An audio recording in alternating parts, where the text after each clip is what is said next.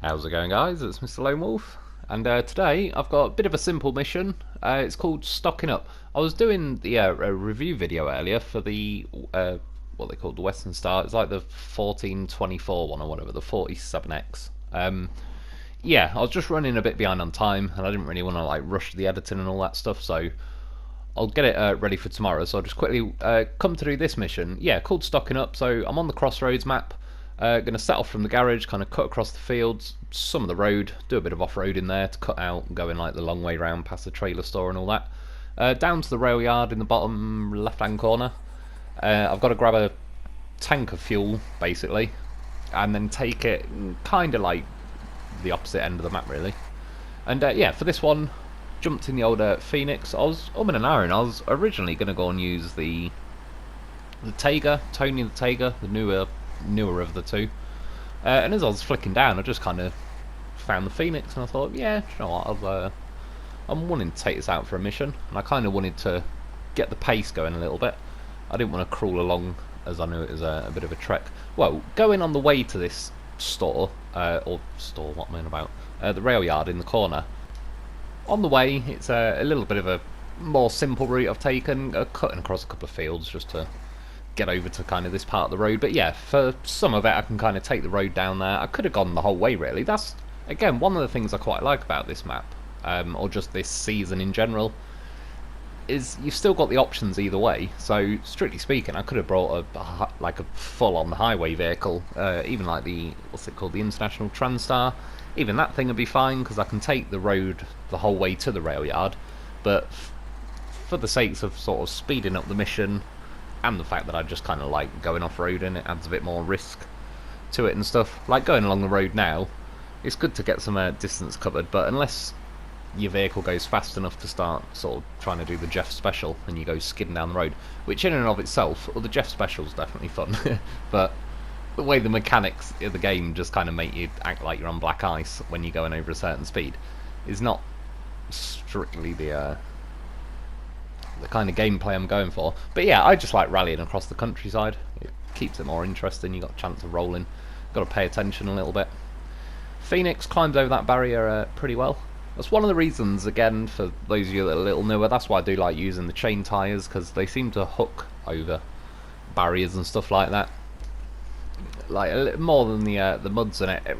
Pretty much every other tyre, like regardless of grip and stats and all the rest of it, just situations like that, they hook onto rocks and stuff a bit better. I will say across mud, like the muds beat these chain, but again, there's a few different options of chain, so these are the mud versions of the chain, which is pretty cool. You get that on most of the Russian stuff. Driving along now, it's like, oh no. Back it up. I can already tell it's one of those like insanely boggy areas that I think just about everything would get stuck in. Even the Tatrin probably wouldn't be liking these patches. But again, it doesn't really bother me. They've not gone crazy over the top with it. I mean, I'm driving along now, cutting across, and it's kind of hit that patch, but stick to the little peaks of these hills, and yeah, we're able to zigzag away through there. But yeah, like I say earlier tonight, I spent most of the night getting the footage for the review video. For, yeah, the Western Star. I think they're both called the 47X, aren't they? One's like the 1424. I think one's like a 1430. The other one with the drop axles, I'm not as keen on that. So yeah, I did the one that was just like a normal sort of truck, really. And again, yeah, it's a pretty good night. As usual, the Lo4f was a goddamn unit of a vehicle. It's goddamn professional.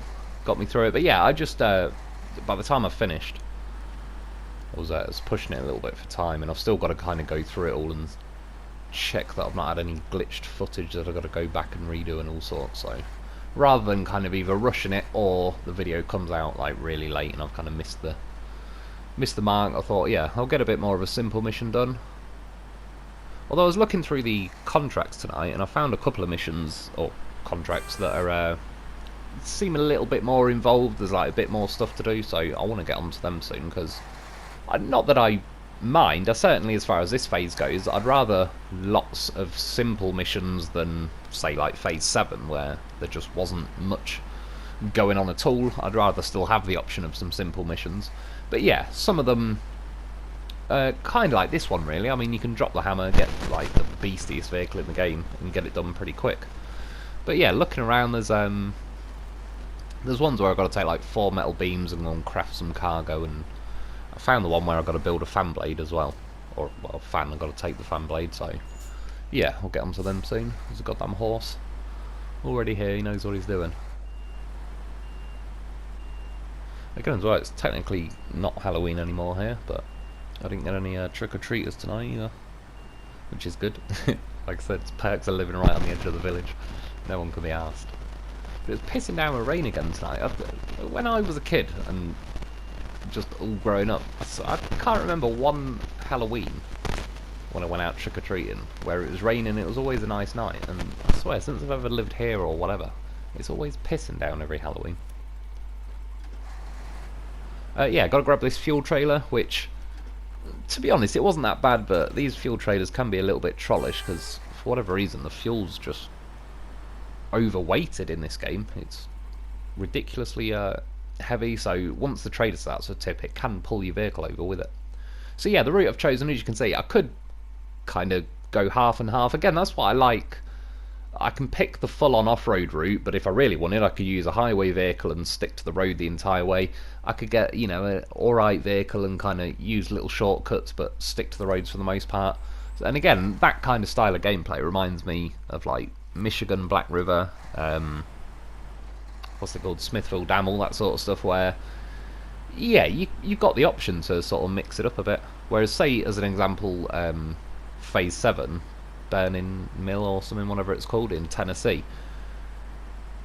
Not that I disliked the map, but it was a pretty off-road based map where, like, everything that's not that great in this game is just, it's not worth taking because it's going to be a complete pain in the ass. Whereas, yeah, at least with this one, again, you can still mix it up and all the rest of it. And some of these vehicles I've been using, I may well use again at some point during missions. I don't want to completely just, like, I'm kind of going through the list at the minute where I'll try and use, like, a different truck for each mission, but when it comes to some of the bigger missions, I don't want to rule out, like, the Zix, the Dolphin, the Taiga, the Vorons, this thing, for example, just because I've already used them. But yeah, we're motoring along pretty nicely. One nice thing about the Zix, I can't even bloody speak properly these last few days. The Phoenix, the high gear is pretty chilled on it. So even as I'm motoring along now, you can feather the throttle. It's not going to keep trying to kick me out of high gear and say it's stalling every 2 seconds. Like that, hit that patch of mud there, it slowed me down, but again, just keep the throttle squeezed. Oh, well, again, I do feather the throttle quite a bit. You'll hear the engine revving here and there. But I still prefer, even though I'm squeezing the throttle for the most part, you could kind of compare that to when you get stuck in some super mud and you're going 2 miles an hour and you're effectively just squeezing the throttle. But at least at this speed, you've still got to kind of keep an eye out for what's going on. Like, well, not so much tree stumps, but yeah, if you're going to hit a bump at an awkward angle and tip over and all that sort of stuff. So, yeah, overall, I quite like it, like, travelling along at this speed. Again, I can always drop it down into auto and go a little bit slower if I want, but as I was running a little bit short on time. And to be fair, unless they've possibly adjusted the weight of this fuel trailer a little bit, it doesn't seem to be being as much of a pain in the arse as it normally is. I could probably still tow it at this speed regardless, but if I remember rightly, it used to be a really boaty beast. Like, you hit the littlest bump and it starts to tip over, and again, because it had a lot of weight to it, it'd carry you with it. And I wouldn't say the Phoenix is like one of the heaviest trucks in the game or anything. We've got a goddamn horse with us though.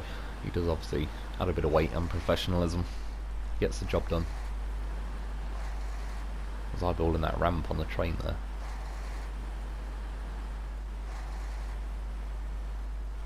Trying out now as well, just to save, like, the road to my right just kind of goes around the back of this swampy area. I think there is actually a 8-slot trailer with one of the fan blades kind of over that way. Yeah, just to kind of cut that a little bit out, I went along the rail tracks, and it doesn't appear to be slowing this truck down as much. When this phase first released, I drove along the train tracks and I didn't really notice anything.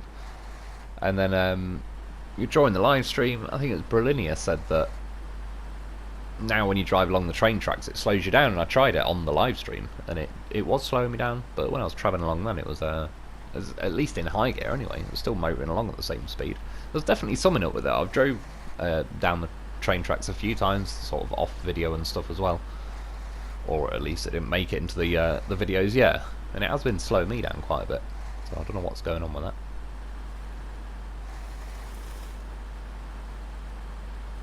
But as you can see, this Phoenix kind of eats the terrain for breakfast for the most part, unless you hit those super death mud patch things they've got going on.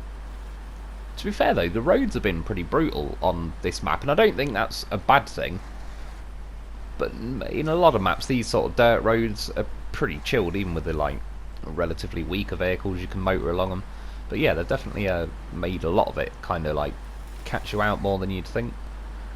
Whereas to its credit, this Phoenix is yeah, motoring along just fine. I think now, and I don't really need to.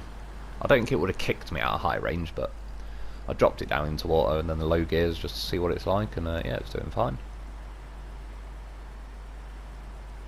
The only thing I'm not as keen on about with this Phoenix, it's got the unique sideboard now, but you can't have a normal crane on it. It just gives you like this medium crane. It looks nice and all the rest of it, but it's pretty weak for how big the crane is. But yeah, like you can't have a sideboard and the crane, you have to pick one or the other.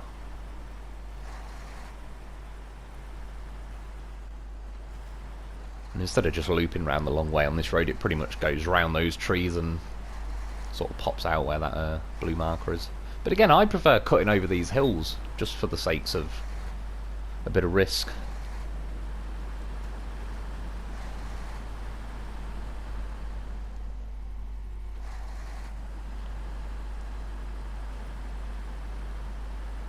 I nearly went straight along the road then. I would have looped back round to where I just tried to do the shortcut. I think that was me feathering the throttle there. I don't think that was the engine running out. Now though, I was caught on something. I'm not sure if my front bumper scuffed into the terrain or God knows, I could have snuck a sneaky route in there.